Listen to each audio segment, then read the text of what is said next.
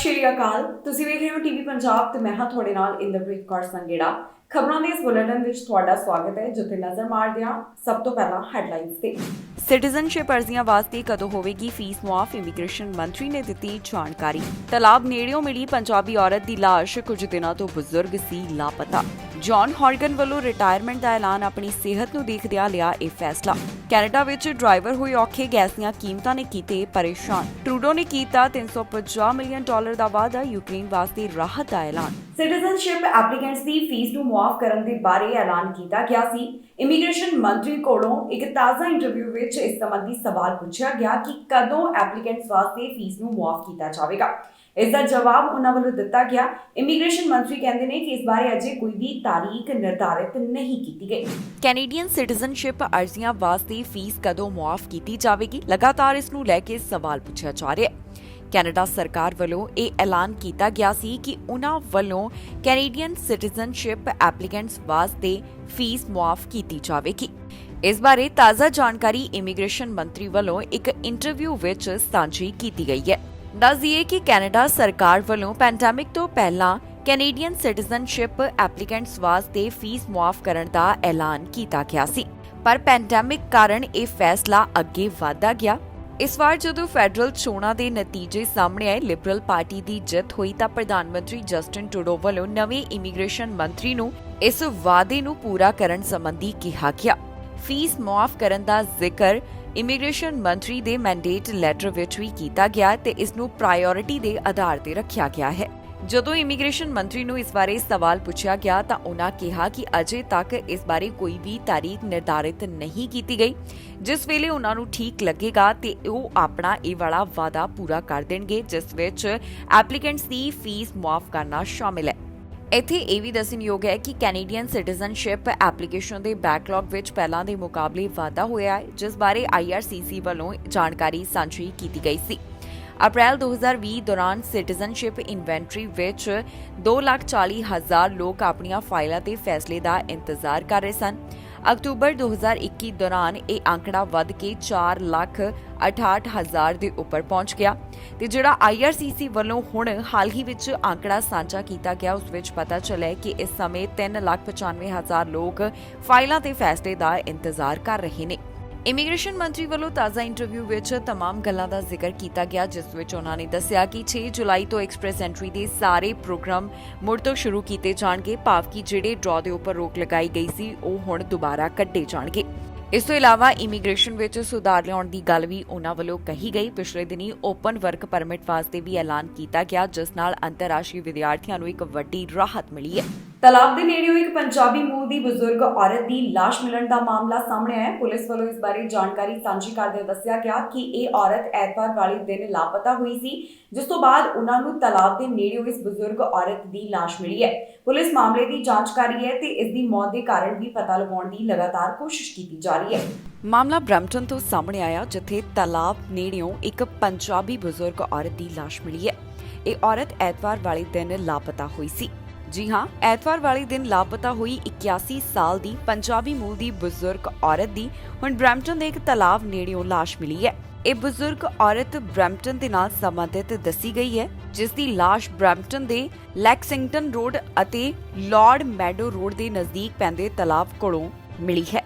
ਇਸ ਬਾਰੇ ਪੁਲਿਸ ਵੱਲੋਂ ਜਾਣਕਾਰੀ ਸਾਂਝੀ ਕਰਦਿਆਂ ਦੱਸਿਆ ਗਿਆ ਕਿ ਐਤਵਾਰ ਵਾਲੇ ਦਿਨ ਸ਼ਾਮੀ 8 ਵਜੇ ਇਸ ਔਰਤ ਨੂੰ ਆਖਰੀ ਵਾਰ ਕਾਟਰੇਲ ਬੁਲਵਰਡ ਅਤੇ ਮੈਕਵਿਲ ਡਰਾਈਵ ਇਲਾਕੇ ਵਿੱਚ ਸਥਿਤ ਉਹਨਾਂ ਦੇ ਘਰ ਦੇ ਨਜ਼ਦੀਕ ਦੇਖਿਆ ਗਿਆ ਸੀ। ਪੀਲ ਪੁਲਿਸ ਵੱਲੋਂ ਇਸ ਮਾਮਲੇ ਦੀ ਵਧੇਰੇ ਜਾਣਕਾਰੀ ਸਾਂਝੀ ਕਰਦਿਆਂ ਦੱਸਿਆ ਗਿਆ ਕਿ ਬਜ਼ੁਰਗ ਦੀ ਤਲਾਸ਼ ਵਾਸਤੇ ਓਨਟਾਰੀਓ ਸੂਬੇ ਦੀ ਪੁਲਿਸ ਤੇ ਹੈਲੀਕਾਪਟਰ ਨੂੰ ਵੀ ਬੁਲਾਇਆ ਗਿਆ ਅਤੇ ਇਸੇ ਦੀ ਮਦਦ ਨਾਲ ਬਜ਼ੁਰਗ ਔਰਤ ਦੀ ਲਾਸ਼ ਵੀ ਦੇਖੀ ਗਈ। ਪੁਲਿਸ ਦੇ ਦੱਸਣ ਮੁਤਾਬਕ ਫਿਲਹਾਲ ਇਹ ਸਪਸ਼ਟ ਨਹੀਂ ਹੋ ਸਕਿਆ ਕਿ ਇਸ ਔਰਤ ਦੀ ਮੌਤ ਕਿਵੇਂ ਹੋਈ ਹੈ। ਇਸ ਦੇ ਕਾਰਨ ਪਤਾ ਲਗਾਉਣ ਦੀ ਲਗਾਤਾਰ ਕੋਸ਼ਿਸ਼ ਕੀਤੀ ਜਾ ਰਹੀ ਹੈ। ਬ੍ਰਿਟਿਸ਼ ਕੋਲੰਬੀਆ ਦੇ ਪ੍ਰੀਮੀਅਰ ਜੌਨ ਹੌਰਗਨ ਵੱਲੋਂ ਰਿਟਾਇਰਮੈਂਟ ਦਾ ਐਲਾਨ ਕਰ ਦਿੱਤਾ ਗਿਆ। ਉਹ ਆਪਣੇ ਅਹੁਦੇ ਤੋਂ ਹੁਣ ਹਟਣ ਜਾ ਰਹੇ ਨੇ। ਅੱਜ ਜੌਨ ਹੌਰਗਨ ਵੱਲੋਂ ਇਸ ਬਾਰੇ ਐਲਾਨ ਕੀਤਾ ਗਿਆ। ਇਸ ਦਾ ਕੀ ਕਾਰਨ ਹੈ ਵੀ ਉਹਨਾਂ ਵੱਲੋਂ ਸਪਸ਼ਟ ਕੀਤਾ ਗਿਆ। ਜੌਨ ਹੌਰਗਨ ਕਹਿੰਦੇ ਨੇ ਕਿ ਸਿਹਤ ਦੇ ਹਾਲਾਤਾਂ ਨੂੰ ਧਿਆਨ ਵਿੱਚ ਰੱਖਦਿਆਂ ਹੀ ਉਹਨਾਂ ਵੱਲੋਂ ਇਹ ਫੈਸਲਾ ਲਿਆ ਗਿਆ। ਬ੍ਰਿਟਿਸ਼ ਕੋਲੰਬੀਆ ਦੇ ਪ੍ਰੀਮੀਅਰ ਜੌਨ ਹੌਰਗਨ ਹੁਣ ਰਿਟਾਇਰ ਹੋਣ ਜਾ ਰਹੇ ਹਨ। ਆਪਣੀ ਰਿਟਾਇਰਮੈਂਟ ਦਾ ਖੁਦ ਜੌਨ ਹੌਰਗਨ ਵੱਲੋਂ ਐਲਾਨ ਕੀਤਾ ਗਿਆ। ਸਿਹਤ ਦੇ ਹਾਲਾਤਾਂ ਨੂੰ ਧਿਆਨ ਵਿੱਚ ਰੱਖਦਿਆਂ ਹੀ ਉਹਨਾਂ ਵੱਲੋਂ ਇਹ ਵੱਡਾ ਫੈਸਲਾ ਲਿਆ ਗਿਆ ਹੈ। ਜੀ ਹਾਂ, ਬ੍ਰਿਟਿਸ਼ ਕੋਲੰਬੀਆ ਦੇ ਪ੍ਰੀਮੀਅਰ ਜੌਨ ਹੌਰਗਨ ਵੱਲੋਂ ਆਪਣੇ ਅਹੁਦੇ ਨੂੰ ਛੱਡਣ ਦਾ ਫੈਸਲਾ ਲਿਆ ਗਿਆ ਹੈ। ਉਹ ਹੁਣ ਲੀਡਰ ਦੇ ਤੌਰ ਤੇ ਆਪਣਾ ਅਹੁਦਾ ਛੱਡਣ ਜਾ ਰਹੇ ਨੇ। ਪ੍ਰੀਮੀਅਰ ਜੌਨ ਹੌਰਗਨ ਵੱਲੋਂ ਦੱਸਿਆ ਗਿਆ ਕਿ ਪਿਛਲੇ ਸਾਲ ਉਹਨਾਂ ਨੂੰ ਜੋ ਗਲ ਦਾ ਕੈਂਸਰ ਹੋਇਆ ਸੀ ਉਹ ਉਸ ਤੋਂ ਠੀਕ ਹੋ ਚੁੱਕੇ ਨੇ, ਪਰ ਪਹਿਲਾਂ ਦੇ ਮੁਕਾਬਲੇ ਉਹਨਾਂ ਦੀ એનર્ਜੀ ਘੱਟ ਹੈ ਤੇ ਇਹ ਸਹੀ ਵੇਲਾ ਹੈ ਕਿ ਉਹ ਰਿਟਾਇਰ ਹੋ ਜਾਣ। ਦੱਸ ਦਈਏ ਕਿ ਪ੍ਰੀਮੀਅਰ ਵੱਲੋਂ 10 ਦਿਨ ਪਹਿਲਾਂ ਹੀ ਇਹ ਫੈਸਲਾ ਲਿਆ ਗਿਆ, ਜਿਸ ਦੀ ਅੱਜ ਉਹਨਾਂ ਵੱਲੋਂ ਜਾਣਕਾਰੀ ਸਾਂਝੀ ਕੀਤੀ ਗਈ ਹੈ। ਇੱਥੇ ਇਹ ਵੀ ਦੱਸਣਯੋਗ ਹੈ ਕਿ ਹੌਰਗਨ ਆਪਣੇ ਅਹੁਦੇ ਤੇ ਉਦੋਂ ਤੱਕ ਬਣੇ ਰਹਿਣਗੇ ਜਦੋਂ ਤੱਕ ਨਵੇਂ ਪਾਰਟੀ ਲੀਡਰ ਦੀ ਚੋਣ ਨਹੀਂ ਹੋ ਜਾਂਦੀ। ਇਸ ਬਾਰੇ ਜੌਨ ਹੌਰਗਨ ਵੱਲੋਂ ਹੋਰ ਕਿਹੜੀਆਂ ਗੱਲਾਂ ਦੀ ਸਾਂਝ ਪਾਈ ਗਈ, ਆਓ ਤੁਹਾਨੂੰ ਸੁਣਾਉਂਦੇ ਹਾਂ। It's traditional for a leader to ask his colleagues what their plans are. Will they be running in the next election? Many of you will know, in fact, I'm pretty sure it's not a secret that I have gone through my second bout of cancer and successfully went through 35 radiation treatments and I am currently cancer-free. My health is good, but my energy flags as the days go by. So before I could ask my colleagues what their plans were for the coming 2 years and beyond, I had to ask myself that. My wife Ellie, the love of my life, spent a week, I guess 10 days ago, on the west coast of Vancouver Island in my constituency, reflecting on what we wanted to do with the rest of our lives before I asked that question of my colleagues. And we came to the conclusion that I'm not able to make another 6-year commitment to this job. And as a result, I've asked Darren Shumahetsa, the president of the BC NDP, to work with our governing body, the Provincial Council and the Executive, to select a date in the fall for a leadership convention. This has been the thrill of my life to be the Premier of British Columbia, and I will be the Premier of British Columbia tomorrow and the day after that and the day after that. There has been endless speculation as a result of my recent battle with cancer about what my plans would be. I want to put the speculation to rest so we can get back to what really matters, and that's the issues before British Columbians. This has never been about me. I have tried to make my leadership a statement about the strength of my colleagues and our ability to work collaboratively to get good outcomes for the people that we represent. That's my way, that's how I roll, and that's what I'll be continuing to do in the weeks ahead. As leader of the Council of Federation, premiers across the country will be assembling in Victoria, where the number one issue on the table is a commitment from the federal government to sit down with the provinces and resolve the crisis in public health care. Canada ਵਿੱਚ driver ਮੌਜੂਦਾ ਸਮੇਂ ਕਾਫੀ ਜ਼ਿਆਦਾ ਪਰੇਸ਼ਾਨ ਨੇ। Gas ਦੀਆਂ ਕੀਮਤਾਂ ਵਿੱਚ ਲਗਾਤਾਰ ਵਾਧਾ ਹੋ ਰਿਹਾ ਹੈ। ਇਸ ਦੌਰਾਨ ਡਰਾਈਵਰ ਆਪਣਾ ਕੰਮ ਵੀ ਘੱਟ ਕਰ ਰਹੇ ਹਨ। ਉਦੋਂ ਇੱਕ ਬੜੀ ਹੀ ਹੈਰਾਨ ਕਰਨ ਵਾਲੀ ਜਾਣਕਾਰੀ ਸਾਹਮਣੇ ਆਈ, ਜਿੱਥੇ ਪਤਾ ਚੱਲਿਆ ਕਿ ਵੱਡੀ ਗਿਣਤੀ ਵਿੱਚ ਡਰਾਈਵਰ ਹੁਣ ਵਧ ਰਹੀਆਂ ਗੈਸ ਦੀਆਂ ਕੀਮਤਾਂ ਨੂੰ ਅਫੋਰਡ ਨਹੀਂ ਕਰ ਸਕਣਗੇ। ਕਈਆਂ ਦਾ ਕਹਿਣਾ ਹੈ ਕਿ ਉਹਨਾਂ ਵੱਲੋਂ ਹੁਣ ਘੱਟ ਡਰਾਈਵਿੰਗ ਕੀਤੀ ਜਾ ਰਹੀ ਹੈ, ਕਿਉਂਕਿ ਵਧ ਰਹੀਆਂ ਗੈਸ ਦੀਆਂ ਜਿਹੜੀਆਂ ਕੀਮਤਾਂ ਨੇ ਉਸ ਕਾਰਨ ਉਹ ਕਾਫੀ ਪ੍ਰਭਾਵਿਤ ਹੋ ਰਹੇ ਹਨ। ਵਧ ਰਹੀਆਂ ਗੈਸ ਦੀਆਂ ਕੀਮਤਾਂ ਕਾਰਨ ਡਰਾਈਵਰ ਕਾਫੀ ਜ਼ਿਆਦਾ ਪਰੇਸ਼ਾਨ ਨਜ਼ਰ ਆ ਰਹੇ ਨੇ। ਇਸ ਦੌਰਾਨ ਇੱਕ ਹੈਰਾਨ ਕਰਨ ਵਾਲਾ ਪੋਲ ਸਾਹਮਣੇ ਆਇਆ, ਜਿਸ ਚੋਂ ਪਤਾ ਚੱਲਿਆ ਕਿ 10 ਵਿੱਚੋਂ 7 ਅਜਿਹੇ ਡਰਾਈਵਰ ਹਨ ਜਿਹੜੇ ਕਿ ਵਧ ਰਹੀਆਂ ਕੀਮਤਾਂ ਦੌਰਾਨ ਗੈਸ ਅਫੋਰਡ ਨਹੀਂ ਕਰ ਸਕਦੇ। ਵੱਡੀ ਗਿਣਤੀ ਵਿੱਚ ਡਰਾਈਵਰਸ ਨੂੰ ਹੁਣ ਗੈਸ ਦੀਆਂ ਕੀਮਤਾਂ ਨੂੰ ਲੈ ਕੇ ਚਿੰਤਾ ਸਤਾ ਰਹੀ ਹੈ, ਕਿਉਂਕਿ ਇਹਨਾਂ ਕੀਮਤਾਂ ਵਿੱਚ ਲਗਾਤਾਰ ਵਾਧਾ ਹੋ ਰਿਹਾ ਹੈ ਤੇ ਇਹ ਕੀਮਤਾਂ ਹੇਠਾਂ ਆਉਣ ਦਾ ਨਾਮ ਨਹੀਂ ਲੈ ਰਹੀਆਂ। ਕਈ ਥਾਵਾਂ ਤੇ ਤਾਂ $2 ਤੱਕ ਇਹਨਾਂ ਵਾਸਤੇ ਦੇਣੇ ਪੈ ਰਹੇ ਨੇ। ਇੱਕ ਇਪਸੋਸ ਵੱਲੋਂ ਪੋਲ ਕਰਵਾਇਆ ਗਿਆ, ਜਿਸ ਵਿੱਚ 69% ਦਾ ਕਹਿਣਾ ਹੈ ਕਿ ਉਹਨਾਂ ਦੀ ਜ਼ਿੰਦਗੀ ਉੱਪਰ ਇਹਨਾਂ ਕੀਮਤਾਂ ਦਾ ਅਸਰ ਪਿਆ ਹੈ। 75% ਕੈਨੇਡੀਅਨਸ ਦਾ ਕਹਿੰਦੇ ਨੇ ਕਿ ਉਹਨਾਂ ਵੱਲੋਂ ਘੱਟ ਡਰਾਈਵਿੰਗ ਕੀਤੀ ਜਾ ਰਹੀ ਹੈ ਤਾਂ ਕਿ ਉਹ ਗੈਸ ਦੀਆਂ ਕੀਮਤਾਂ ਤੋਂ ਆਪਣਾ ਪੈਸਾ ਬਚਾ ਸਕਣ। ਇਪਸੋਸ ਦੇ ਇਸ ਪੋਲ ਵਿੱਚ ਇਹ ਵੀ ਪੁੱਛਿਆ ਗਿਆ ਕਿ ਤੁਹਾਨੂੰ ਲੱਗਦਾ ਹੈ ਕਿ ਇਹਨਾਂ ਕੀਮਤਾਂ ਵਿੱਚ ਹੋਰ ਵੀ ਜ਼ਿਆਦਾ ਵਾਧਾ ਹੋ ਸਕਦਾ ਹੈ। ਇਸ ਪੋਲ ਦੇ ਮੁਤਾਬਕ 29% ਦਾ ਕਹਿਣਾ ਹੈ ਕਿ ਗੈਸ ਦੀਆਂ ਕੀਮਤਾਂ $2.50 ਤੱਕ ਪਹੁੰਚ ਸਕਦੀਆਂ ਨੇ, ਜਦਕਿ 15% ਇਹ ਮੰਨਦੇ ਨੇ ਕਿ ਇਹਨਾਂ ਕੀਮਤਾਂ ਵਿੱਚ $3 ਤੱਕ ਵਾਧਾ ਹੋ ਸਕਦਾ ਹੈ।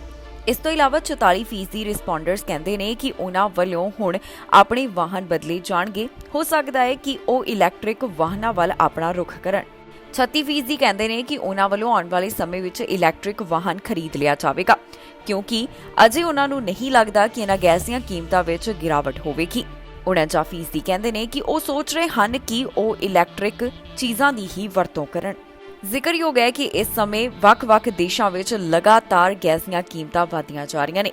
ਇਸ ਪਿੱਛੇ ਵੱਡਾ ਕਾਰਨ ਹੈ ਜੋ ਯੂਕਰੇਨ ਤੇ ਰਸ਼ੀਆ ਵਿਚਕਾਰ ਜੰਗ ਲੱਗੀ ਹੋਈ ਹੈ। ਇਕੱਲੇ ਕੈਨੇਡਾ ਹੀ ਨਹੀਂ ਬਲਕਿ ਅਮਰੀਕਾ ਵਿੱਚ ਵੀ ਗੈਸ ਦੀਆਂ ਕੀਮਤਾਂ ਅਜਿਹੀਆਂ ਹੀ ਦੇਖਣ ਨੂੰ ਮਿਲ ਰਹੀਆਂ ਨੇ, ਜਿਸ ਵਿੱਚ ਲਗਾਤਾਰ ਵਾਧਾ ਹੋ ਰਿਹਾ ਹੈ। ਕਈ ਥਾਵਾਂ ਤੇ ਤਾਂ ਡਰਾਈਵਰਸ ਨੂੰ $5 ਤੋਂ ਵੱਧ ਤੱਕ ਦੇਣੇ ਪੈ ਰਹੇ ਹਨ। ਆਮ ਲੋਕ ਕਾਫੀ ਜ਼ਿਆਦਾ ਪਰੇਸ਼ਾਨ ਨੇ ਤੇ ਉਹਨਾਂ ਵੱਲੋਂ ਲਗਾਤਾਰ ਇਸ ਬਾਰੇ ਆਪਣੇ ਵਿਚਾਰ ਸਾਂਝੇ ਕੀਤੇ ਜਾ ਰਹੇ ਨੇ। ਪ੍ਰਧਾਨ ਮੰਤਰੀ ਜਸਟਿਨ ਟਰੂਡੋ ਵੱਲੋਂ $350 ਮਿਲੀਅਨ ਦਾ ਐਲਾਨ ਕੀਤਾ ਗਿਆ। ਇਹ ਰਾਹਤ ਯੂਕਰੇਨ ਨੂੰ ਦਿੱਤੀ ਜਾਏਗੀ।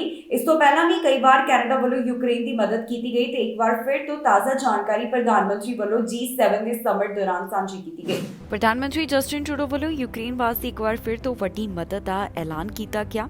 ਇਹ ਐਲਾਨ ਉਹਨਾਂ ਵੱਲੋਂ G7 ਸਮਿਟ ਦੌਰਾਨ ਕੀਤਾ ਗਿਆ, ਜਿੱਥੇ ਪ੍ਰਧਾਨ ਮੰਤਰੀ ਨੇ ਵਾਅਦਾ ਕੀਤਾ ਹੈ ਕਿ ਯੂਕਰੇਨ ਦੀ $350 ਮਿਲੀਅਨ ਦੀ ਹੋਰ ਮਦਦ ਕੀਤੀ ਜਾਵੇਗੀ। ਇਸ ਵਿੱਚ ਇੰਟਰਨੈਸ਼ਨਲ ਮੋਨਿਟਰੀ ਫੰਡਸ ਦੇ ਰਾਹੀਂ $200 ਮਿਲੀਅਨ ਦਿੱਤੇ ਜਾਣਗੇ, ਜਿਸ ਬਾਰੇ ਪ੍ਰਧਾਨ ਮੰਤਰੀ ਜਸਟਿਨ ਟਰੂਡੋ ਵੱਲੋਂ ਜ਼ਿਕਰ ਕੀਤਾ ਗਿਆ। ਇਸ ਤੋਂ ਇਲਾਵਾ G7 ਲੀਡਰਸ ਵੱਲੋਂ ਇਹ ਪੱਕਾ ਫੈਸਲਾ ਲਿਆ ਗਿਆ ਹੈ ਕਿ ਉਹਨਾਂ ਵੱਲੋਂ ਰਸ਼ੀਅਨ ਆਇਲ ਇੰਪੋਰਟ ਉੱਪਰ ਹੁਣ ਰੋਕ ਲਗਾਈ ਜਾਵੇਗੀ। ਦੱਸ ਦਈਏ ਕਿ ਪਿਛਲੇ ਦਿਨੀ ਕੈਨੇਡਾ ਵੱਲੋਂ ਇੱਕ ਵਾਰ ਫਿਰ ਤੋਂ ਸਖਤ ਪਾਬੰਦੀਆਂ ਦਾ ਐਲਾਨ ਕੀਤਾ ਗਿਆ, ਜਿਸ ਵਿੱਚ ਉਹਨਾਂ ਨੇ 70 ਤੋਂ ਵੱਧ ਵਿਅਕਤੀਆਂ ਉੱਪਰ ਪਾਬੰਦੀਆਂ ਲਗਾਈਆਂ। ਹੁਣ ਜੋ ਤਾਜ਼ਾ ਮਦਦ ਦੇ ਬਾਰੇ ਪ੍ਰਧਾਨ ਮੰਤਰੀ ਵੱਲੋਂ ਜਾਣਕਾਰੀ ਦਿੱਤੀ ਗਈ ਹੈ, ਉਸ ਵਿੱਚ ਇਹ ਦੱਸਿਆ ਗਿਆ ਹੈ ਕਿ ਹਿਊਮੈਨਿਟੇਰੀਅਨ ਅਸਿਸਟੈਂਸ ਵਾਸਤੇ $75 ਮਿਲੀਅਨ ਦਿੱਤੇ ਜਾਣਗੇ। ਇਸ ਦੇ ਨਾਲ ਹੀ ਐਗਰੀਕਲਚਰਲ ਏਡ ਵਾਸਤੇ $52 ਮਿਲੀਅਨ ਦੀ ਵੀ ਗੱਲ ਕਹੀ ਗਈ ਹੈ। ਪ੍ਰਧਾਨ ਮੰਤਰੀ ਜਸਟਿਨ ਟਰੂਡੋ ਇਸ ਬਾਰੇ ਹੋਰ ਕੀ ਬੋਲੇ ਨੇ, ਆਓ ਤੁਹਾਨੂੰ ਸੁਣਾਉਂਦੇ ਹਾਂ। Been working closely with NATO partners, with the Secretary General of NATO, and especially with the Latvians, where Canada leads the enhanced forward presence and is committed to making sure we continue to stand up against Russian threats and Russian posturing, and quite frankly, Russian actions in Eastern Europe.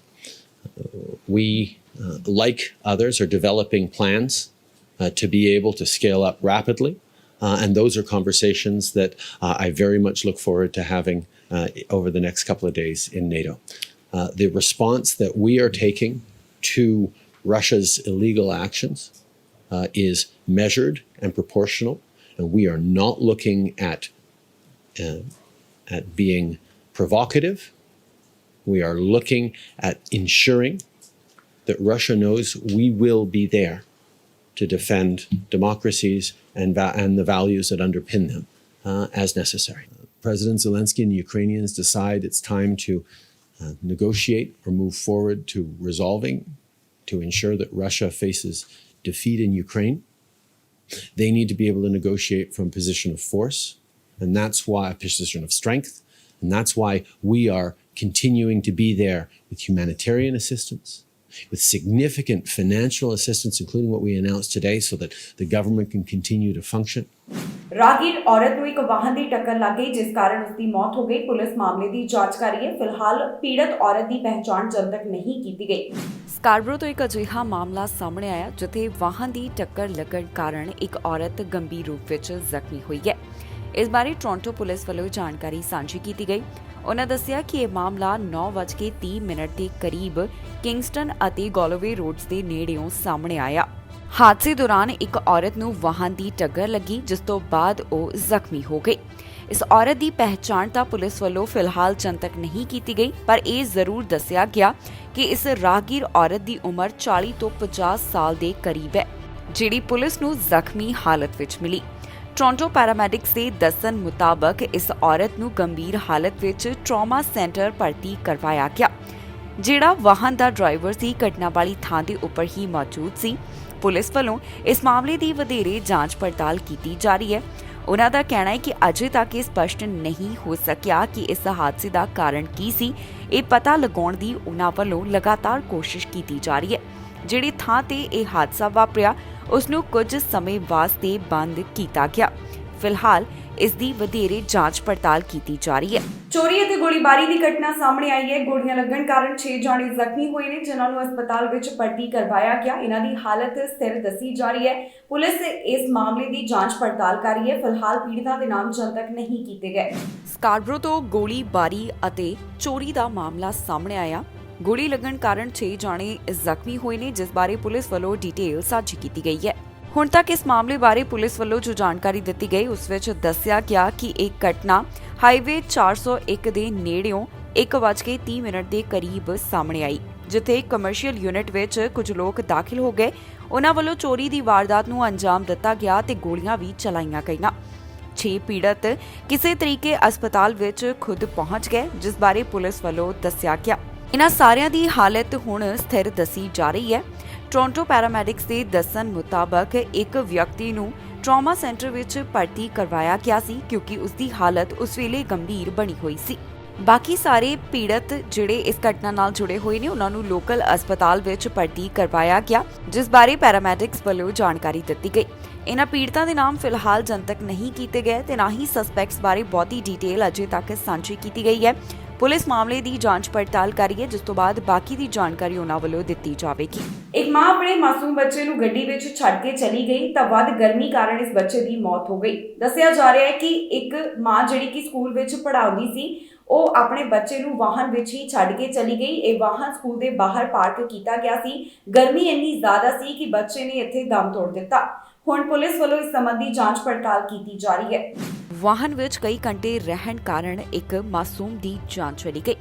ਇਹ ਮਾਮਲਾ Ontario ਨਾਲ ਜੁੜਿਆ ਹੋਇਆ ਦੱਸਿਆ ਗਿਆ, ਜਿੱਥੇ ਇੱਕ ਮਾਂ ਵੱਲੋਂ ਆਪਣੇ ਬੱਚੇ ਨੂੰ ਗੱਡੀ ਵਿੱਚ ਛੱਡ ਦਿੱਤਾ ਗਿਆ। ਇੱਥੇ ਕਾਫੀ ਜ਼ਿਆਦਾ ਗਰਮੀ ਹੋਣ ਕਾਰਨ ਇਸ ਮਾਸੂਮ ਨੇ ਦਮ ਤੋੜ ਦਿੱਤਾ। ਇਸ ਮਾਮਲੇ ਬਾਰੇ ਇੱਥੋਂ ਦੇ ਮੇਅਰ ਵੱਲੋਂ ਵੀ ਦੱਸਿਆ ਗਿਆ। ਉਹਨਾਂ ਦੱਸਿਆ ਕਿ ਇਸ ਬੱਚੇ ਦੀ ਮਾਂ ਜਿਹੜੇ ਸਕੂਲ ਵਿੱਚ ਪੜ੍ਹਾਉਂਦੀ ਸੀ, ਉਸ ਦੇ ਬਾਹਰ ਉਹ ਗੱਡੀ ਵਿੱਚ ਆਪਣੇ ਬੱਚੇ ਨੂੰ ਛੱਡ ਗਈ। ਇੱਥੇ ਬਹੁਤ ਜ਼ਿਆਦਾ ਗਰਮੀ ਪੈਣ ਕਾਰਨ ਇਸ ਬੱਚੇ ਦੀ ਮੌਤ ਹੋ ਗਈ। ਇਸ ਤੋਂ ਇਲਾਵਾ ਮੇਅਰ ਵੱਲੋਂ ਇਹ ਵੀ ਜਾਣਕਾਰੀ ਦਿੱਤੀ ਗਈ ਹੈ ਕਿ ਜਿਸ ਵੇਲੇ ਮਾਂ ਸਕੂਲ ਪੜਾਉਣ ਵਾਸਤੇ ਆ ਰਹੀ ਸੀ ਤਾਂ ਰਸਤੇ ਵਿੱਚ ਉਸਨੇ ਆਪਣੇ ਬੱਚੇ ਨੂੰ ਡੇ ਕੇਅਰ ਵਿੱਚ ਛੱਡਣਾ ਸੀ, ਪਰ ਗਲਤੀ ਨਾਲ ਉਸ ਵੱਲੋਂ ਆਪਣਾ ਬੇਟਾ ਗੱਡੀ ਵਿੱਚ ਛੁੱਟ ਗਿਆ। ਮੌਜੂਦਾ ਸਮੇਂ ਓਨਟਾਰੀਓ ਦੇ ਕਈ ਹਿੱਸਿਆਂ ਵਿੱਚ ਕਾਫੀ ਜ਼ਿਆਦਾ ਗਰਮੀ ਪੈ ਰਹੀ ਹੈ। ਕਈ ਹਿੱਸੇ ਇਸ ਸਮੇਂ ਹੀਟ ਵਾਰਨਿੰਗ ਅਧੀਨ ਹਨ। ਕਈ ਥਾਵਾਂ ਤੇ ਤਾਂ ਤਾਪਮਾਨ 30 ਡਿਗਰੀ ਸੈਲਸੀਅਸ ਤੱਕ ਵੀ ਦਰਜ ਕੀਤਾ ਜਾ ਰਿਹਾ ਹੈ। ਜਿਸ ਥਾਂ ਤੇ ਇਹ ਹਾਦਸਾ ਵਾਪਰਿਆ ਉੱਥੇ ਮੌਜੂਦਾ ਸਮੇਂ ਤਾਪਮਾਨ 27.1 ਡਿਗਰੀ ਦੱਸਿਆ ਗਿਆ।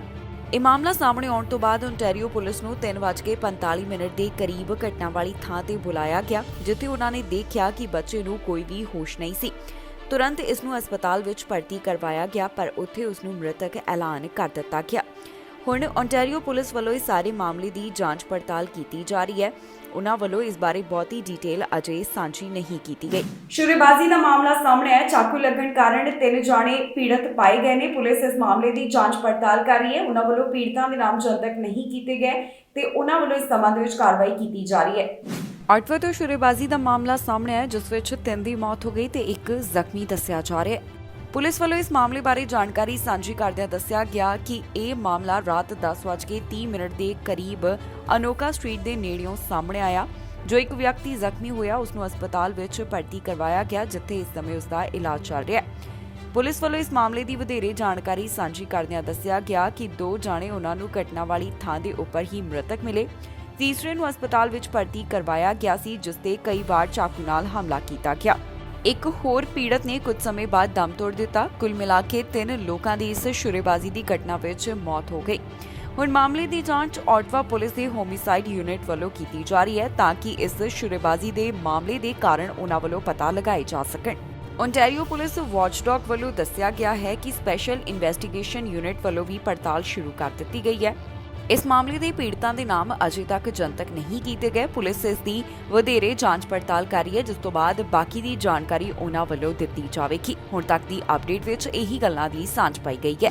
ਕੁਝ ਸਮੇਂ ਦੌਰਾਨ ਹੀ 3 ਥਾਵਾਂ ਤੇ ਗੋਲੀਆਂ ਚੱਲਣ ਦੀ ਘਟਨਾ ਸਾਹਮਣੇ ਆਈ ਹੈ। ਪੁਲਿਸ ਵੱਲੋਂ ਇਹਨਾਂ 3 ਮਾਮਲਿਆਂ ਸੰਬੰਧੀ ਜਾਂਚ ਪੜਤਾਲ ਕੀਤੀ ਜਾ ਰਹੀ ਹੈ। ਮਾਮਲੇ ਨਾਲ ਜੁੜੇ ਹੋਏ ਸਸਪੈਕਟਸ ਦੇ ਬਾਰੇ ਡਿਸਕ੍ਰਿਪਸ਼ਨ ਜਿਹੜੀ ਹੈ ਉਹਨਾਂ ਵੱਲੋਂ ਜਾਰੀ ਕੀਤੀ ਗਈ, ਪਰ ਫਿਲਹਾਲ ਕਿਸੇ ਨੂੰ ਵੀ ਗ੍ਰਿਫਤਾਰ ਨਹੀਂ ਕੀਤਾ ਗਿਆ।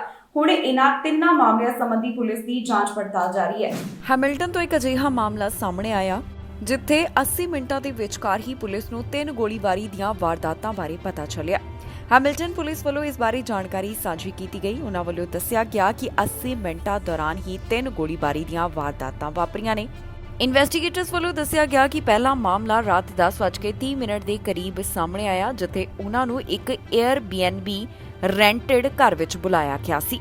ਇਸ ਮਾਮਲੇ ਨਾਲ ਜਿਹੜਾ ਸਸਪੈਕਟ ਜੁੜਿਆ ਹੋਇਆ ਹੈ ਉਸ ਦੀ ਪਹਿਚਾਣ ਇੱਕ ਵਾਈਟ ਮੇਲ ਦੇ ਤੌਰ ਤੇ ਦੱਸੀ ਗਈ ਹੈ, ਜਿਸ ਦੀ ਉਮਰ 30 ਸਾਲ ਦੇ ਕਰੀਬ, ਕੱਦ 5 ਫੁੱਟ 9 ਇੰਚ ਦੱਸਿਆ ਜਾ ਰਿਹਾ ਹੈ। ਇਸ ਤੋਂ 10 ਮਿੰਟ ਬਾਅਦ ਹੀ ਪੁਲਿਸ ਨੂੰ ਇੱਕ ਹੋਰ ਮਾਮਲੇ ਬਾਰੇ ਮੇਨ ਸਟਰੀਟ ਈਸਟ ਅਤੇ ਹਾਲਟਨ ਐਵਨਿਊ ਸਾਊਥ ਤੋਂ ਗੋਲੀਬਾਰੀ ਬਾਰੇ ਪਤਾ ਚੱਲਿਆ। ਇਸ ਦੌਰਾਨ ਜਿਹੜੇ ਵਿਅਕਤੀ ਨੂੰ ਗੋਲੀ ਲੱਗੀ ਉਸ ਨੂੰ ਤੁਰੰਤ ਹਸਪਤਾਲ ਵਿੱਚ ਭਰਤੀ ਕਰਵਾਇਆ ਗਿਆ। ਸਸਪੈਕਟ ਘਟਨਾ ਵਾਲੀ ਥਾਂ ਤੋਂ ਫਰਾਰ ਹੋ ਗਿਆ, ਜਿਸ ਦੀ ਪਹਿਚਾਣ ਬਲੈਕਮੇਲ ਕੱਦ 5 ਫੁੱਟ 10 ਇੰਚ ਦੱਸਿਆ ਜਾ ਰਿਹਾ ਹੈ। ਇਸ ਤੋਂ ਕੁਝ ਸਮਾਂ ਬਾਅਦ ਇੱਕ ਤੀਸਰਾ ਗੋਲੀਬਾਰੀ ਦਾ ਮਾਮਲਾ ਸਾਹਮਣੇ ਆਇਆ, ਜਿਸ ਬਾਰੇ ਪੁਲਿਸ ਵੱਲੋਂ ਦੱਸਿਆ ਗਿਆ ਕਿ ਇਹ ਘਟਨਾ 11:50 ਦੇ ਕਰੀਬ ਸਾਹਮਣੇ ਆਈ। ਇਨਵੈਸਟੀਗੇਟਰਸ ਨੇ ਦੱਸਿਆ ਕਿ ਇੱਕ ਘਰ ਵੱਲ ਗੋਲੀਆਂ ਚਲਾਈਆਂ ਗਈਆਂ। ਇਸ ਦੌਰਾਨ ਕੋਈ ਵੀ ਜ਼ਖਮੀ ਨਹੀਂ ਹੋਇਆ। ਇਨਵੈਸਟੀਗੇਟਰਸ ਵੱਲੋਂ ਮਾਮਲੇ ਦੀ ਜਾਂਚ ਪੜਤਾਲ ਕੀਤੀ ਜਾ ਰਹੀ ਹੈ। ਪੁਲਿਸ ਹੁਣ ਇਹਨਾਂ ਤਿੰਨਾਂ ਘਟਨਾਵਾਂ ਦੀ ਜਾਂਚ ਕਰ ਰਹੀ ਹੈ। ਸਸਪੈਕਟ ਬਾਰੇ ਉਹਨਾਂ ਵੱਲੋਂ ਡਿਟੇਲ ਸਾਂਝੀ ਕੀਤੀ ਗਈ ਹੈ, ਪਰ ਸਸਪੈਕਟ ਅਜੇ ਤੱਕ ਹਿਰਾਸਤ ਵਿੱਚ ਨਹੀਂ ਲਏ ਗਏ। ਪੀੜਤਾਂ ਦੇ ਨਾਮ ਫਿਲਹਾਲ ਜਨਤਕ ਨਹੀਂ ਕੀਤੇ ਗਏ। ਅਮਰੀਕਾ ਤੋਂ ਇੱਕ ਅਜਿਹਾ ਮਾਮਲਾ ਸਾਹਮਣੇ ਆਇਆ ਜਿੱਥੇ ਟੈਕਸਸ ਬਾਰਡਰ ਉੱਪਰ 50 ਦੀ ਮੌਤ ਹੋ ਗਈ। ਟਰੱਕ ਵਿੱਚੋਂ ਕਈ ਲਾਸ਼ਾਂ ਮਿਲੀਆਂ, ਕਈ ਜਾਣੇ ਜ਼ਖਮੀ ਵੀ ਦੱਸੇ ਜਾ ਰਹੇ ਨੇ। 16 ਦੇ ਕਰੀਬ ਜ਼ਖਮੀਆਂ ਨੂੰ ਹਸਪਤਾਲ ਵਿੱਚ ਭਰਤੀ ਕਰਵਾਇਆ ਗਿਆ, ਜਿਨ੍ਹਾਂ ਵਿੱਚ ਬੱਚੇ ਵੀ ਸ਼ਾਮਿਲ ਨੇ। ਇਹ ਬੜਾ ਹੀ ਦਰਦਨਾਕ ਮਾਮਲਾ ਜਿਹੜਾ ਸਾਹਮਣੇ ਆਇਆ, ਇਹ ਇਲੀਗਲ ਮਾਈਗ੍ਰੈਂਟਸ ਨਾਲ ਜੁੜਿਆ ਹੋਇਆ ਹੈ, ਜਿਨ੍ਹਾਂ ਵੱਲੋਂ ਅਮਰੀਕਾ ਵਿੱਚ ਗੈਰ ਕਾਨੂੰਨੀ ਢੰਗ ਨਾਲ ਦਾਖਲ ਹੋਣ ਦੀ ਕੋਸ਼ਿਸ਼ ਕੀਤੀ ਜਾ ਰਹੀ ਸੀ। ਗਰਮੀ ਕਾਰਨ ਇਹਨਾਂ ਦਾ ਦਮ ਘੁੱਟਿਆ। ਪਹਿਲਾਂ ਜਾਣਕਾਰੀ ਸਾਹਮਣੇ ਆਈ ਸੀ ਕਿ 40 ਤੋਂ ਵੱਧ ਲੋਕਾਂ ਦੀ ਮੌਤ ਹੋਈ, ਪਰ ਹੁਣ ਇਸ ਬਾਰੇ ਅਪਡੇਟ ਸਾਂਝੀ ਕਰਦੇ ਦੱਸਿਆ ਗਿਆ ਕਿ 50 ਤੋਂ ਵੱਧ ਮੌਤਾਂ ਹੁਣ ਤੱਕ ਹੋ ਚੁੱਕੀਆਂ ਨੇ। ਟੈਕਸਸ ਤੋਂ ਇੱਕ ਅਜਿਹਾ ਮਾਮਲਾ ਸਾਹਮਣੇ ਆਇਆ ਜਿੱਥੇ ਇੱਕ ਟਰੱਕ ਟ੍ਰੇਲਰ ਵਿੱਚ 50 ਮਾਈਗ੍ਰੈਂਟਸ ਮ੍ਰਿਤਕ ਪਾਏ ਗਏ। ਇਸ ਤੋਂ ਇਲਾਵਾ ਕਈਆਂ ਨੂੰ ਜ਼ਖਮੀ ਹਾਲਤ ਵਿੱਚ ਹਸਪਤਾਲ ਵੀ ਭਰਤੀ ਕਰਵਾਇਆ ਗਿਆ, ਜਿਨ੍ਹਾਂ ਵਿੱਚ ਬੱਚੇ ਵੀ ਸ਼ਾਮਲ ਦੱਸੇ ਜਾ ਰਹੇ ਨੇ। ਇਸ ਘਟਨਾ ਬਾਰੇ ਟੈਕਸਸ ਲਾਅ ਇਨਫੋਰਸਮੈਂਟ ਆਫੀਸ਼ੀਅਲਸ ਵੱਲੋਂ ਜੋ ਜਾਣਕਾਰੀ ਦਿੱਤੀ ਗਈ, ਉਸ ਵਿੱਚ ਦੱਸਿਆ ਗਿਆ ਕਿ ਸੈਨ ਐਂਟੋਨੀਓ ਤੋਂ ਇਹ ਮਾਮਲਾ ਸਾਹਮਣੇ ਆਇਆ, ਜਿੱਥੇ ਟਰੈਕਟਰ ਟ੍ਰੇਲਰ ਵਿੱਚ ਉਹਨਾਂ ਨੂੰ 50 ਜਾਣੇ ਮ੍ਰਿਤਕ ਮਿਲੇ ਨੇ। ਇਸ ਤੋਂ ਇਲਾਵਾ 16 ਜਾਣਿਆਂ ਨੂੰ ਹਸਪਤਾਲ ਵਿੱਚ ਭਰਤੀ ਕਰਵਾਇਆ ਗਿਆ, ਜਿਨ੍ਹਾਂ ਦਾ ਇਸ ਸਮੇਂ ਇੱਥੇ ਇਲਾਜ ਚੱਲ ਰਿਹਾ ਹੈ। ਇਹਨਾਂ ਵਿੱਚ 4 ਬੱਚੇ ਵੀ ਸ਼ਾਮਿਲ ਦੱਸੇ ਜਾ ਰਹੇ ਨੇ, ਜਿਹੜੇ ਇਸ ਸਮੇਂ ਹਸਪਤਾਲ ਵਿੱਚ ਜੇਰੇ ਇਲਾਜ ਹਨ। ਇਸ ਮਾਮਲੇ ਦੇ ਸੰਬੰਧ ਵਿੱਚ ਫਾਇਰ ਚੀਫ ਵੱਲੋਂ ਜੋ ਜਾਣਕਾਰੀ ਦਿੱਤੀ ਗਈ, ਉਸ ਵਿੱਚ ਉਹਨਾਂ ਦਾ ਕਹਿਣਾ ਹੈ ਕਿ ਇਹਨਾਂ ਦੀ ਮੌਤ ਹੀਟ ਸਟ੍ਰੋਕ ਅਤੇ ਐਗਜ਼ੌਸ਼ਨ ਕਾਰਨ ਹੋਈ ਹੈ। ਜਿਸ ਟਰੈਕਟਰ ਟ੍ਰੇਲਰ ਵਿੱਚ ਇਹ ਸਾਰੇ ਮਾਈਗ੍ਰੈਂਟ ਸਵਾਰ ਸਨ, ਉਸ ਵਿੱਚ ਫ੍ਰਿਜ ਲੱਗੀ ਹੋਈ ਸੀ, ਪਰ ਅਜਿਹਾ ਉਹਨਾਂ ਨੂੰ ਕੋਈ ਵੀ ਸਬੂਤ ਨਹੀਂ ਮਿਲਿਆ ਕਿ ਇਸ ਵਿੱਚ ਕੋਈ ਏਸੀ ਯੂਨਿਟ ਲੱਗਾ ਹੋਇਆ ਸੀ। ਅਥਾਰਟੀਜ਼ ਦਾ ਕਹਿਣਾ ਹੈ ਕਿ ਜਿਸ ਵੇਲੇ ਉਹ ਮੌਕੇ ਵਾਲੀ ਥਾਂ ਦੇ ਉੱਪਰ ਪਹੁੰਚੇ ਤਾਂ ਇੱਥੇ ਮੌਜੂਦਾ ਸਮੇਂ 46 ਜਾਣੇ ਮ੍ਰਿਤਕ ਪਾਏ ਗਏ। 4 ਦੀ ਬਾਅਦ ਵਿੱਚ ਹਸਪਤਾਲ ਵਿੱਚ ਮੌਤ ਹੋ ਗਈ, ਜਿਸ ਦਾ ਮਤਲਬ ਹੈ ਕਿ ਹੁਣ ਤੱਕ ਕੁੱਲ 50 ਜਾਣਿਆਂ ਦੀ ਇਸ ਹਾਦਸੇ ਵਿੱਚ ਮੌਤ ਹੋ ਚੁੱਕੀ ਹੈ। ਜਿਹੜੇ ਮ੍ਰਿਤਕ ਪਾਏ ਨੇ ਉਹਨਾਂ ਵਿੱਚ 39 ਵਿਅਕਤੀ ਅਤੇ 11 ਔਰਤਾਂ ਦੱਸੀਆਂ ਗਈਆਂ ਨੇ। ਦੱਸੀਏ ਕਿ ਜਿਹੜਾ ਇਹ ਤਾਜ਼ਾ ਮਾਮਲਾ ਇਲੀਗਲ ਮਾਈਗ੍ਰੇਸ਼ਨ ਨਾਲ ਜੁੜਿਆ ਹੋਇਆ ਸਾਹਮਣੇ ਆਇਆ, ਇਹ ਹੁਣ ਤੱਕ ਦਾ ਸਭ ਤੋਂ ਹੈਰਾਨ ਕਰਨ ਵਾਲਾ ਮਾਮਲਾ ਹੈ, ਕਿਉਂਕਿ ਕਾਫੀ ਲੋਕਾਂ ਦੀ ਇਸ ਦੌਰਾਨ ਮੌਤ ਹੋ ਗਈ। ਇਸ ਘਟਨਾ ਬਾਰੇ ਸੈਨ ਐਂਟੋਨੀਓ ਦੇ ਮੇਅਰ ਵੀ ਬੋਲੇ ਨੇ। ਉਹਨਾਂ ਵੱਲੋਂ ਪੀੜਤਾਂ ਦੇ ਨਾਲ ਆਪਣਾ ਦੁੱਖ ਸਾਂਝਾ ਕੀਤਾ ਗਿਆ।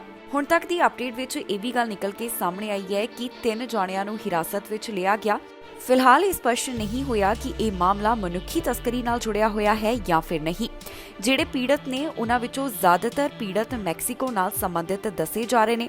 ਦੱਸ ਦਈਏ ਕਿ 22 ਜਾਣੇ ਮੈਕਸੀਕੋ, 7 ਜਾਣੇ ਗੁਆਟਾਮਾਲਾ ਅਤੇ 2 ਜਾਣੇ ਹੌਂਡਰਸ ਨਾਲ ਜੁੜੇ ਹੋਏ ਦੱਸੇ ਗਏ।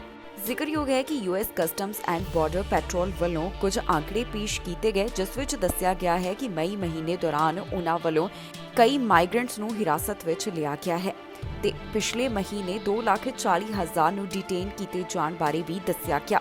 ਪਿਛਲੇ ਸਾਲ ਇਸ ਦੇ ਆંકੜੇ ਕਾਫੀ ਜ਼ਿਆਦਾ ਹੈਰਾਨ ਕਰਨ ਵਾਲੇ ਸਨ। 1.73 ਮਿਲੀਅਨ ਨੂੰ ਗ੍ਰਿਫਤਾਰ ਕੀਤਾ ਗਿਆ।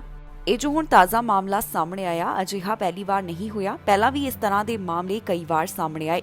2017 ਦੌਰਾਨ ਵੀ ਇੱਕ ਹਾਦਸਾ ਵਾਪਰਿਆ ਸੀ, ਜਿਸ ਦੌਰਾਨ 10 ਮਾਈਗ੍ਰੈਂਟਸ ਦੀ ਜਾਨ ਚਲੀ ਗਈ।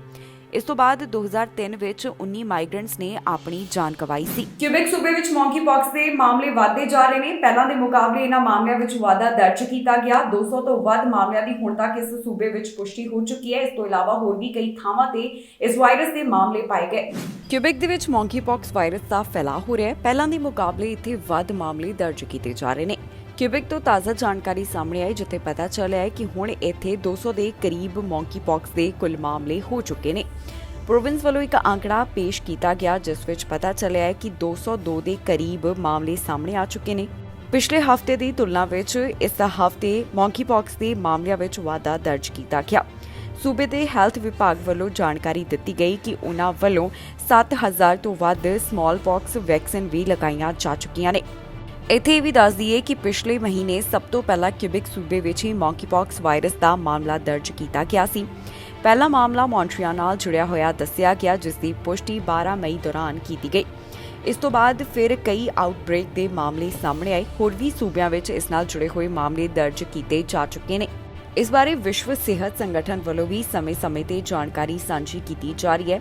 ਫਿਲਹਾਲ ਉਨ੍ਹਾਂ ਵੱਲੋਂ ਇਸ ਨੂੰ ਹੈਲਥ ਕੇਅਰ ਐਮਰਜੈਂਸੀ ਐਲਾਨਣ ਤੋਂ ਇਨਕਾਰ ਕਰ ਦਿੱਤਾ ਗਿਆ ਹੈ। ਵਿਸ਼ਵ ਸਿਹਤ ਸੰਗਠਨ ਵੱਲੋਂ ਦੱਸਿਆ ਗਿਆ ਕਿ ਹੁਣ ਤੱਕ ਕਈ ਦੇਸ਼ਾਂ ਵਿੱਚ ਇਸ ਵਾਇਰਸ ਨਾਲ ਜੁੜੇ ਹੋਏ ਮਾਮਲੇ ਸਾਹਮਣੇ ਆ ਚੁੱਕੇ ਨੇ। ਇਨ੍ਹਾਂ ਦੇਸ਼ਾਂ ਵਿੱਚ ਹੁਣ ਤੱਕ ਕਿੰਨੇ ਮਾਮਲੇ ਸਾਹਮਣੇ ਆਏ ਇਹ ਵੀ ਉਨ੍ਹਾਂ ਵੱਲੋਂ ਲਗਾਤਾਰ ਅਪਡੇਟ ਦਿੱਤੀ ਜਾ ਰਹੀ ਹੈ। ਇਸੇ ਤਰ੍ਹਾਂ ਕੈਨੇਡਾ ਦੇ ਕਈ ਸੂਬਿਆਂ ਵਿੱਚ ਵੀ ਮੌਂਕੀਪੌਕਸ ਵਾਇਰਸ ਦੇ ਮਾਮਲੇ ਹੁਣ ਤੱਕ ਦਰਜ ਕੀਤੇ ਜਾ ਚੁੱਕੇ ਨੇ ਤੇ ਸਭ ਤੋਂ ਜ਼ਿਆਦਾ ਮਾਮਲਿਆਂ ਦੀ ਗਿਣਤੀ ਇਸ ਸਮੇਂ ਕਿਊਬੈਕ ਸੂਬੇ ਵਿੱਚ ਹੈ, ਜਿਸ ਬਾਰੇ ਤਾਜ਼ਾ ਜਾਣਕਾਰੀ ਸਾਂਝੀ ਕਰਦਿਆਂ ਦੱਸਿਆ ਗਿਆ ਕਿ 200 ਤੋਂ ਵੱਧ ਮਾਮਲੇ ਇੱਥੇ ਸਾਹਮਣੇ ਆ ਚੁੱਕੇ ਨੇ। ਬਨਵੀ ਵਿੱਚ ਇੱਕ ਹਾਦਸਾ ਵਾਪਰਿਆ ਜਿੱਥੇ ਵਾਹਨ ਅੱਗ ਦਾ ਸ਼ਿਕਾਰ ਹੋ ਗਿਆ। ਇਸ ਦੌਰਾਨ ਇੱਕ ਦੀ ਮੌਤ ਹੋ ਗਈ ਜਿਸ ਨੂੰ ਬਚਾਉਣ ਦੀ ਕੋਸ਼ਿਸ਼ ਕੀਤੀ ਗਈ ਪਰ ਉਸ ਦੀ ਜਾਨ ਨਹੀਂ ਬਚਾਈ ਜਾ ਸਕੀ। ਮਾਮਲੇ ਦੀ ਜਾਂਚ ਪੜਤਾਲ ਪੁਲਿਸ ਵੱਲੋਂ ਕੀਤੀ ਜਾ ਰਹੀ ਹੈ। ਬਨਵੀ ਵਿੱਚ ਇੱਕ ਹਾਦਸਾ ਵਾਪਰਿਆ ਜਿਸ ਦੌਰਾਨ ਇੱਕ ਵਿਅਕਤੀ ਦੀ ਮੌਤ ਹੋ ਗਈ। ਪੁਲਿਸ ਵੱਲੋਂ ਇਸ ਮਾਮਲੇ ਬਾਰੇ ਜਾਣਕਾਰੀ ਸਾਂਝੀ ਕੀਤੀ ਗਈ ਹੈ।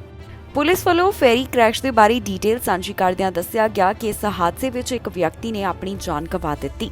ਪੁਲਿਸ ਦਾ ਕਹਿਣਾ ਹੈ ਕਿ ਇਸ ਵਿਅਕਤੀ ਦੀ ਜਾਨ ਬਚਾਉਣ ਦੀ ਵਿਟਨੈਸਸ ਵੱਲੋਂ ਕੋਸ਼ਿਸ਼ ਕੀਤੀ ਗਈ ਪਰ ਉਸ ਦੀ ਮੌਤ ਹੋ ਗਈ। ਇਸ ਬਾਰੇ ਅਪਡੇਟ ਸਾਂਝੀ ਕਰਦਿਆਂ ਦੱਸਿਆ ਗਿਆ ਕਿ ਇਹ ਮਾਮਲਾ 12:45 ਦੇ ਕਰੀਬ ਸਾਹਮਣੇ ਆਇਆ। ਕਾਲੇ ਰੰਗ ਦੀ ਜੀਪ ਬਾਉਂਡਰੀ ਰੋਡ ਉੱਪਰ ਜਾ ਰਹੀ ਸੀ ਜਿਸ ਦੌਰਾਨ ਹਾਦਸਾ ਵਾਪਰਿਆ ਤੇ ਉਸਨੇ ਅੱਗ ਫੜ ਲਈ। ਫਿਲਹਾਲ ਆਰਸੀਐਮਪੀ ਨੂੰ ਇਸ ਘਟਨਾ ਦੇ ਬਾਰੇ ਅਜੇ ਤੱਕ ਸਪਸ਼ਟ ਨਹੀਂ ਹੋ ਸਕਿਆ ਕਿ ਇਹ ਹਾਦਸਾ ਕਿਵੇਂ ਵਾਪਰਿਆ। ਅਜੇ ਤੱਕ ਇਹ ਸਪਸ਼ਟ ਨਹੀਂ ਹੋਇਆ ਕਿ ਇਸ ਪਿੱਛੇ ਤੇਜ਼ ਗਤੀ ਜਾਂ ਫਿਰ ਨਸ਼ਾ ਕਾਰਨ ਸੀ। ਮੌਕੇ ਦੀਆਂ ਕੁਝ ਤਸਵੀਰਾਂ ਵੀ ਸਾਹਮਣੇ ਆਈਆਂ ਨੇ ਜਿਸ ਵਿੱਚ ਵੇਖਿਆ ਜਾ ਸਕਦਾ ਹੈ ਕਿ ਵਾਹਨ ਕਿਵੇਂ ਬੁਰੀ ਤਰ੍ਹਾਂ ਜਲ ਗਿਆ। ਜਿਸ ਵੇਲੇ ਪੁਲਿਸ ਵੱਲੋਂ ਇਸ ਮਾਮਲੇ ਦੀ ਜਾਂਚ ਕੀਤੀ ਜਾ ਰਹੀ ਸੀ ਉਹਨਾਂ ਵੱਲੋਂ ਇਸ ਰਸਤੇ ਨੂੰ ਕੁਝ ਸਮੇਂ ਵਾਸਤੇ ਬੰਦ ਰੱਖਿਆ ਗਿਆ ਜਿਹੜੀ ਥਾਂ ਤੇ ਹਾਦਸਾ ਵਾਪਰਿਆ ਸੀ। ਪੁਲਿਸ ਇਸ ਦੀ ਜਾਂਚ ਕਰ ਰਹੀ ਹੈ। ਉਹਨਾਂ ਦਾ ਕਹਿਣਾ ਹੈ ਕਿ ਜੇਕਰ ਕਿਸੇ ਨੂੰ ਇਸ ਬਾਰੇ ਜਾਣਕਾਰੀ ਹੋਵੇ ਜਾਂ ਜਿਸ ਕਿਸੇ ਕੋਲ ਵੀ ਇਸ ਮਾਮਲੇ ਦੀ ਡੈਸ਼ ਕੈਮ ਵੀਡੀਓ ਹੋਵੇ ਤਾਂ ਉਹਨਾਂ ਨਾਲ ਜ਼ਰੂਰ ਸੰਪਰਕ ਕਰਨ। ਬਨਵੀ ਆਰਸੀਐਮਪੀ ਨਾਲ 6046469999 ਦੇ ਉੱਪਰ ਸੰਪਰਕ ਕਰਕੇ ਜਾਣਕਾਰੀ ਸਾਂਝੀ ਕੀਤੀ ਜਾ ਸਕਦੀ ਹੈ। ਫਿਲਹਾਲ ਮਾਮਲੇ ਦੀ ਜਾਂਚ ਜਾਰੀ ਹੈ ਤੇ ਪੀੜਤ ਦਾ ਨਾਮ ਅਜੇ ਜਨਤਕ ਨਹੀਂ ਕੀਤਾ ਗਿਆ। ਇਸ ਦੇ ਨਾਲ ਹੀ ਜਾਂਦੇ ਇੱਕ ਵਾਰ ਫਿਰ ਤੋਂ ਨਜ਼ਰ ਮਾਰਦੇ ਹਾਂ ਹੈਡਲਾਈਨਸ ਤੇ। ਸਿਟੀਜ਼ਨਸ਼ਿਪ ਅਰਜ਼ੀਆਂ ਵਾਸਤੇ ਕਦੋਂ ਹੋਵੇਗੀ ਫੀਸ ਮੁਆਫ, ਇਮੀਗ੍ਰੇਸ਼ਨ ਮੰਤਰੀ ਨੇ ਦਿੱਤੀ ਜਾਣਕਾਰੀ। ਤਲਾਬ ਨੇੜਿਓਂ ਮਿਲੀ ਪੰਜਾਬੀ ਔਰਤ ਦੀ ਲਾਸ਼, ਕੁਝ ਦਿਨਾਂ ਤੋਂ ਬਜ਼ੁਰਗ ਸੀ ਲਾਪਤਾ। ਜੌਨ ਹੌਰਗਨ ਵੱਲੋਂ ਰਿਟਾਇਰਮੈਂਟ ਦਾ ਐਲਾਨ, ਆਪਣੀ ਸਿਹਤ ਨੂੰ ਦੇਖਦਿਆਂ ਲਿਆ ਇਹ ਫੈਸਲਾ। ਕੈਨੇਡਾ ਵਿੱਚ ਡਰਾਈਵਰ ਹੋਏ ਔਖੇ, ਗੈਸ ਦੀਆਂ ਕੀਮਤਾਂ ਨੇ ਕੀਤੇ ਪਰੇਸ਼ਾਨ। ਟਰੂਡੋ ਨੇ ਕੀਤਾ $350 ਮਿਲੀਅਨ ਦਾ ਵਾਅਦਾ, ਯੂਕਰੇਨ ਵਾਸਤੇ ਰਾਹਤ ਦਾ ਐਲਾਨ। ਖਬਰਾਂ ਦੇ ਇਸ ਬੁਲੇਟਿਨ ਵਿੱਚ ਇੰਨਾ ਹੀ। ਫਿਲਹਾਲ ਮਨਿੰਦਰਪ੍ਰੀਤ ਕੌਰ ਸੰਗੇੜਾ ਨੂੰ ਦਿਓ ਇਜਾਜ਼ਤ ਤੇ ਤੁਸੀਂ ਵੇਖਦੇ ਰਹੋ ਟੀਵੀ ਪੰਜਾਬ।